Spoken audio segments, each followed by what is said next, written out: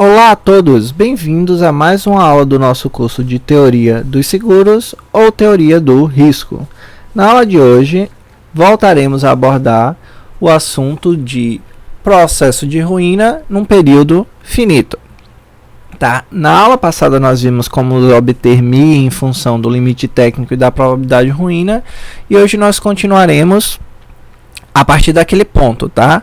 Nós vimos que na aproximação normal, esse Z é dado de acordo com a probabilidade de ruína, esses são os prêmios auferidos, isso é o desvio e isso é a média da padronização. Assim conseguimos chegar no MI, que é a nossa reserva necessária inicial para atingir aquela probabilidade de ruína, dado aqueles parâmetros, tá? Evidentemente que, como todas as coisas retidas, tanto o sinistro total, que depende do X, e o prêmio retido, tá? Todas essas coisas retidas dependem do LT, teríamos que sair definindo o LT e otimizá-lo por tentativa, tá? Não existe um método único para calcular qual seria esse limite técnico.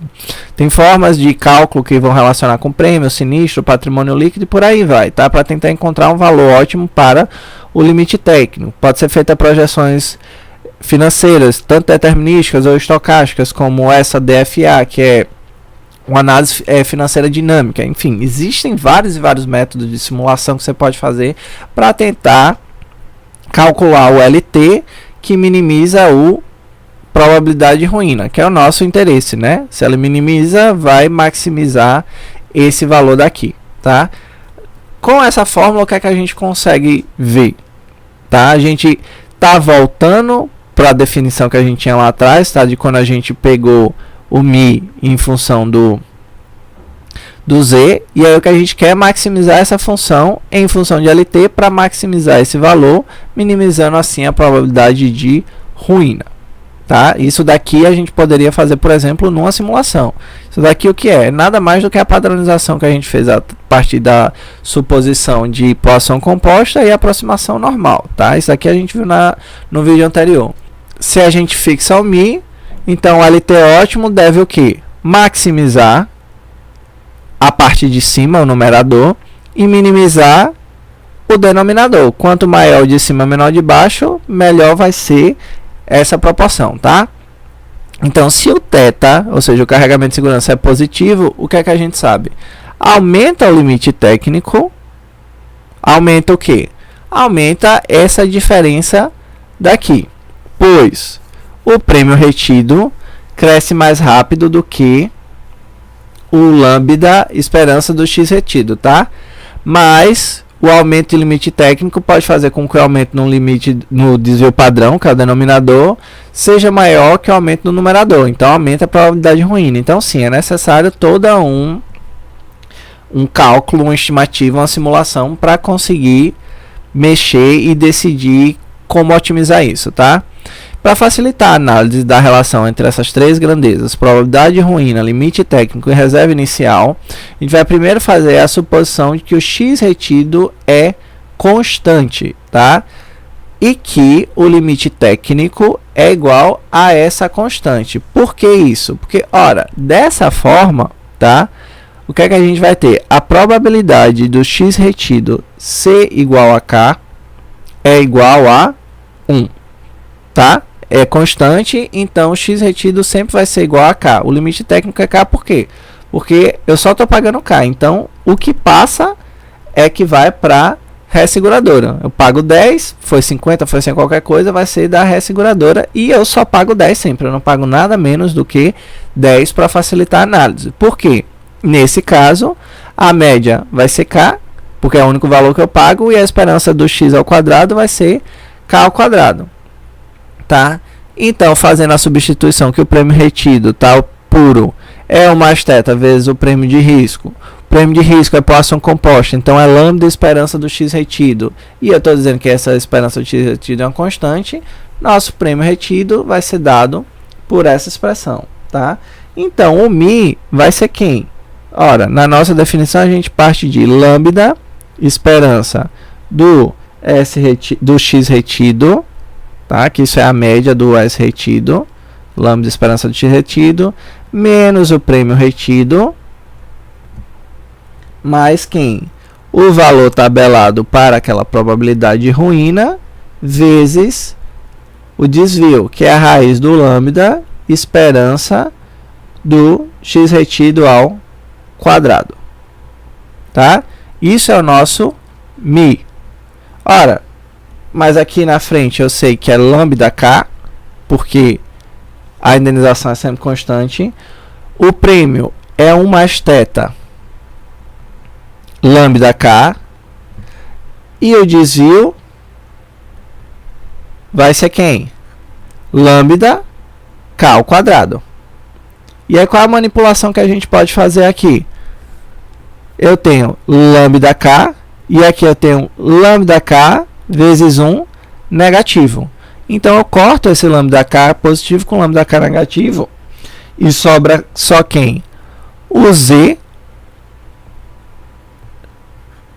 vezes o desvio padrão menos θ lambda k, ou lambda k θ, tá? A ordem aqui não vai importar. E aí a gente pode analisar essa reserva de risco, tá? O comportamento quando eu diminuo um, aumento o outro, em relação a essas grandezas, probabilidade de ruína e quem é o limite técnico k, que também é o valor constante que a gente assumiu. Vamos analisar dois pedaços. Primeiro, em um caso que não acontece, que é uma reserva, um carregamento estatístico negativo, e depois nos casos reais de carregamento estatístico acima de zero. A gente vai analisar aqui primeiro porque é mais fácil e ver o que acontece, tá?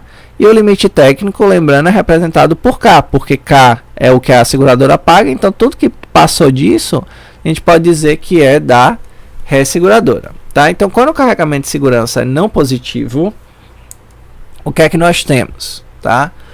Que o prêmio puro retido é igual ou inferior ao valor esperado total dos sinistros retidos, ou seja, o prêmio de risco. Ou seja, o carregamento inicial tem que ser sempre positivo, uma vez que isso é positivo, tá? Porque isso daqui não é negativo, o θ não é negativo, é menor do que zero, então esse pedaço todo, o negativo daqui de cima, esse pedaço é positivo, isso daqui é positivo, esse valor normalmente vai ser positivo, porque você vai querer uma probabilidade de ruína baixa, então tudo positivo, a gente sabe que o mi é positivo. Então o que é que eu sei que acontece? Se eu aumento na expressão o lambda, se eu estou aumentando o lambda, o mi cresce. Se eu aumento o limite técnico, o mi cresce. Se eu diminuo a probabilidade de ruína, que aumenta o valor tabelado, aumenta o mi. Então, o mi sempre vai crescer quando cresce o lambda, quando cresce o LT e quando cresce o valor tabelado. E o valor tabelado cresce quando a probabilidade de ruína diminui, tá?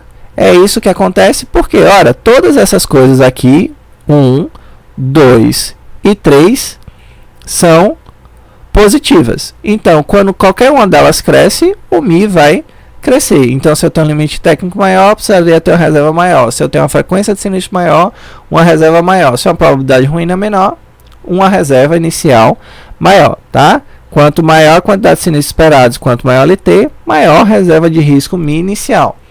Evidentemente que não há carregamento de segurança, então cada novo negócio você precisa aumentar a reserva, cada novo contrato sinistro, tá? E obviamente que para diminuir a probabilidade de ruína, precisa aumentar o mi também, tá? Lembrando que isso é um caso que não acontece, seria um θ negativo, mas só para a gente entender o funcionamento dessa interação. Agora, nos casos reais que o θ é positivo, a análise fica um pouco complexa, tá? O que é que acontece na relação entre mi e a probabilidade de ruína, tá? Quando o lambda aumenta, o que é que acontece com a reserva inicial? O comportamento é mais ou menos assim, tá? Do aumento do lambda. O que a gente sabe é que se o número esperado de sinistros for suficientemente grande, ou seja, tem muito sinistro, mi pode chegar a ser zero, tá? Tal valor para a gente achar quanto teria que ser o mi zero, o valor de lambda, tá? Eu igualei a nossa expressão lá atrás a zero e vi que nesse caso o lambda dá igual a isso. Ora, mas por que eu posso ter uma reserva inicial pequena? eu tenho muitos sinistros. Mas se eu tenho muitos sinistros, quer dizer que eu tenho mais ainda prêmios. Então eu tenho uma grande quantidade de prêmios chegando e os sinistros são tão grandes, é tanto prêmio que eu consigo prever quando está entrando prêmio e sinistro, de forma que acaba sendo uma coisa quase se aproximando de um determinismo do que de uma coisa estocástica. É tão grande o volume que eu tenho uma previsibilidade de quantos vão estar chegando diariamente, ou semanalmente, ou mensalmente, tá? De forma similar, podemos ver quanto teria que ser o carregamento de segurança para que o Mi fosse igual a 0. Evidentemente que isso vai exigir que nós tenhamos um lambda grande, tá? Ou um θ grande. Né, que equivale ao cálculo do θ que fizemos anteriormente com um x constante e a probabilidade aqui do total sinistro superar o total puro, certo? Definindo o prêmio lá pela, isso daqui sendo a definição lá de prêmio de tarifação pelo método do desvio padrão, onde usaríamos isso para encontrar quem seria o θ, e aí a gente encontrou o θ, sei lá, na aula de tarifação, tá? Quando a gente usa o método de desvio padrão para decidir quem seria o nosso carregamento de segurança, tá? No nosso caso aqui, como estamos supondo Poisson, composta e indenização fixa em K, e esses são os valores que nós temos, encontramos então que o carregamento de segurança seria dado por isso daqui, que é a mesma coisa que a gente tinha encontrado anteriormente lá atrás, ou seja, com o prêmio puro corretamente calculado com θ adequado, a reserva de risco pode ser desnecessária. Ocorre que o delta, que é a probabilidade de ruína, normalmente é um número muito pequeno, uma vez que é a probabilidade de ruína, tá? Tal fato implica em um valor tabelado grande, probabilidade de ruína pequena, valor tabelado grande, ou seja, o carregamento de segurança será grande, aumenta o valor do prêmio puro e diminui a competitividade da seguradora. Então veja, eu posso não ter reserva com que critério? Eu tenho que ter uma frequência grande de sinistros e o meu valor de prêmio vai ser alto, tá? Então, para trabalhar com um carregamento de segurança competitivo, eu preciso usar a minha reserva para bancar oscilações nos valores de indenizações, tá? Essa é a ideia. Para conseguir garantir solvência, das duas, uma. Ou eu tenho uma reserva para conseguir dar conta de oscilações, ou eu tenho um prêmio puro grande, o que não é atraente para o consumidor, tá? Assim sendo, a relação entre essas variáveis, tá? A reserva, a probabilidade de ruína e o limite técnico, tem essa seguinte característica, tá? Quando o θ está maior do que isso, vamos ter uma reserva negativa, que não é o caso normalmente. Você precisa diminuir o θ, logo ele não vai chegar a esse patamar, e aí nós vamos precisar de uma reserva inicial positiva, tá? Então, no primeiro caso, quanto maior a LT, mais negativo é Mi, pois o θ é elevado. No segundo caso, quanto maior a LT, maior será o Mi. Então, se a gente aumenta, precisa de ter um reserva inicial maior, tá? E quanto à relação do delta, tá, da probabilidade de ruína com a reserva inicial, a gente sabe que se diminui a probabilidade de ruína, aumenta o valor tabelado e obviamente isso vai fazer o quê? Vai aumentar a necessidade de reserva inicial. E aí, para a gente deixar de falar tanto dessas relações teoricamente, vamos fazer dois exemplos para ficar mais claro, tá? O que é que a gente está discutindo aqui. Uma seguradora possui 50 mil apólices, tá, de seguro de vida com taxa média de mortalidade de 0,03. O valor da indenização no caso de morte é fixa, num total de 10 mil, e o carregamento de segurança é de 5%. Calcular a reserva inicial ao nível de significância de 1%, de modo que dentro de 5 anos a seguradora não entre em ruína. Considerar uma Poisson composta, tá, para sinistros agregados de cada um dos 5 anos são independentes entre si, tá? Então, o que é que nós precisamos fazer aqui, tá? Primeiro é calcular o número médio de sinistros em 5 anos, tá? Então, como é que a gente vai obter esse número médio de sinistros? A gente sabe que eles são independentes entre si. Então, calculo para o ano 1, para o ano 2, para o ano 3 até o ano 5 e depois eu somo. Então, na prática, o que eu vou fazer é, vou achar o meu lambda multiplicando por 5, tá? Para a gente achar, então, quantos sinistros ocorrem, a gente tem que multiplicar o quê? A probabilidade de sinistro vezes a quantidade de apólices que a gente tem. Quantas apólices a gente tem? 50 mil, certo? A gente vai multiplicar isso por probabilidade de sinistro, que na verdade está errado aqui, tá? Não é 0.03, era para ser 0.003, faltou um zero aí. Então a probabilidade de sinistro é 0.03 dentro de um ano, daquelas minhas 50 mil apólices. Multiplicando isso vezes 50 mil dá 150, vezes 5, 750. Então, a cada ano, eu tenho um número médio de mortes de 150. Nos 5 anos, eu tenho um total de 750 sinistros esperados, tá? O probabilidade de ruína que eu quero é de 1%. Você vai lá na tabela normal e vai ver que o valor que deixa só 1% do lado direito é 2,33. A gente sabe que o carregamento de segurança é igual a 0,05 e que nós temos um total de indenização de 10 mil. Isso daqui é o que a gente paga em caso de sinistro. Então, usando lá, como a indenização é fixa, da forma de cálculo para reserva, que é o valor tabelado vezes a indenização, raiz do lambda, né, que isso é a parte da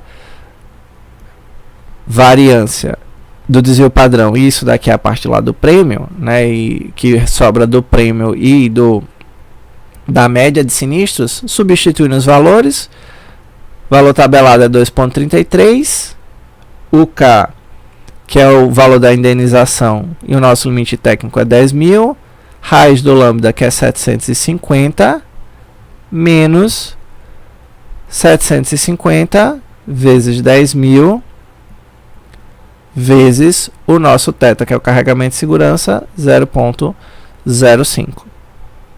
Somando tudo isso, na verdade subtraindo, né, depois das multiplicações, a gente obtém 263, 0,96, 78.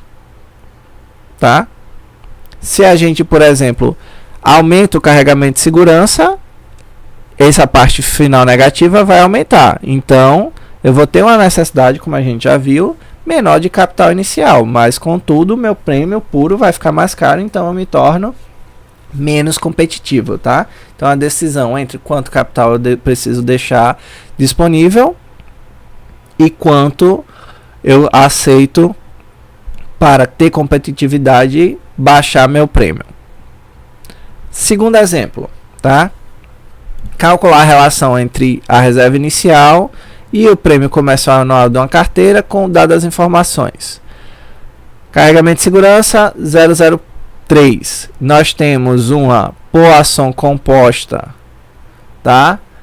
Aproximada por uma normal. Nós temos que um carregamento de despesas, que é o nosso alfa lá do prêmio comercial, é 30%. Temos a frequência anual média de sinistros, ou seja, a probabilidade de acontecer um sinistro de 1%, ou seja, 1 a cada 100 apólices. Importância segurada é 50 mil. Dano médio é 100%. Probabilidade de ruína de 1%, é o nosso delta. E não há resseguro. Com essas relações, calcular essa relação para quando a gente tem 100 mil apólices e 200 mil apólices, tá? Qual é a primeira coisa que a gente tem que fazer? É descobrir o valor de sinistros, porque ele dá a seguinte informação, ele diz que o dano médio é 100%, mas o que é dano médio? Que é um conceito que a gente não discutiu ainda. Dano médio é sinistro sobre importância segurada. Ou seja, nós temos que sinistro, o valor dos sinistros, é o dano médio vezes a importância segurada. Ora, a gente sabe o quê? que a nosso sinistro, nossa indenização constante, vai ser 100%. Se em média é 100%, quer dizer o quê? Não dá para ser mais do que 100%. Então, todos os sinistros são perda total. E ele diz que a importância assegurada, lá em cima, no enunciado, é 50 mil. Então, na verdade, quando ele disse essa informação, ele só me disse o quê? Ora, que se o sinistro acontece, é o valor total da importância assegurada. Pronto, tá? É só uma outra forma de camuflar, por assim dizer, essa informação. Então, vamos lá ver como fica os nossos itens, tá? Primeiro, quem é lambda?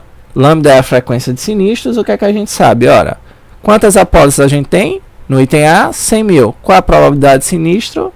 1%. Em média, nós temos 1000 sinistros. Acabou. O Mi, a gente sabe que é o valor tabelado, que multiplica K raiz do lambda, menos o lambda, K teta. Tá? Valor tabelado para 1%, nós vimos lá na questão anterior, que é 2,33, tá? Tá na dúvida, consulta a tabela normal. K, a gente acabou de calcular ali atrás, que é o valor da indenização quando fixa, é 50 mil. Lambda, para essa questão nós estimamos, é de um total de 1000. Menos lambda, que é 1000, vezes o K, que é 50 mil,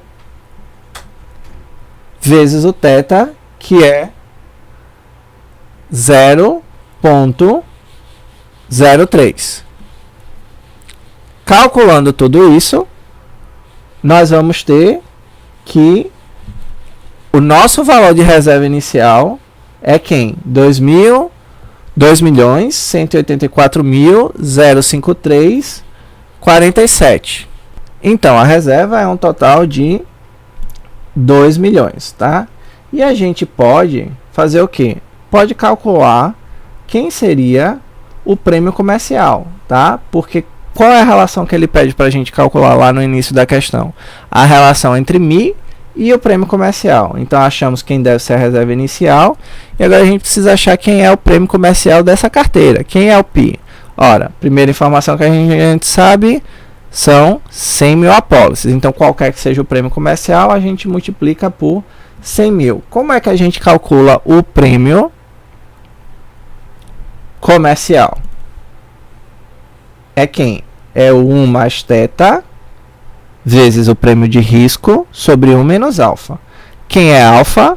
O carregamento para despesas, ele diz lá na questão que é 0,3. Está informado mesmo aqui em cima, tá? 30%.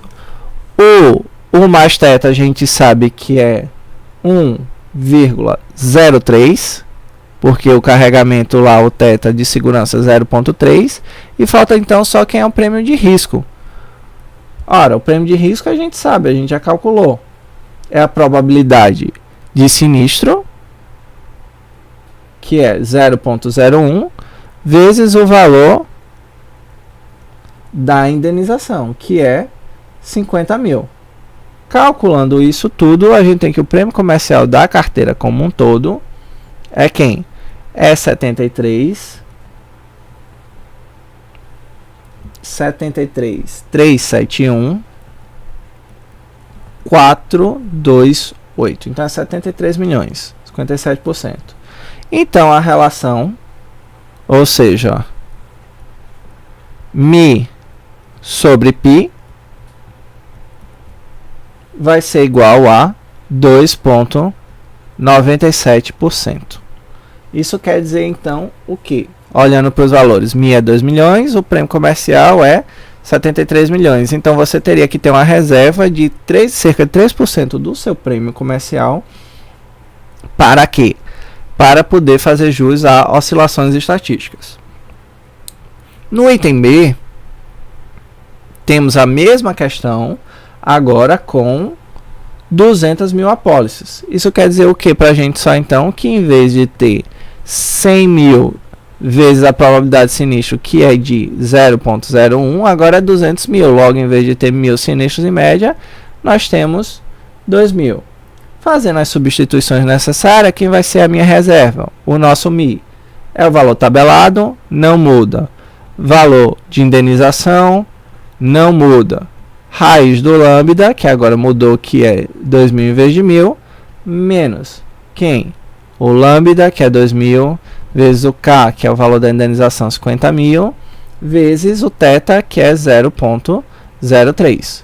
Calculando isso, a gente vai ter um total de 2.210.038,39.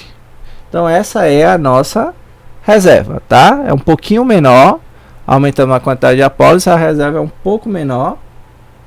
Na verdade, é um pouco maior do que a nossa reserva anterior, não aumentou muito.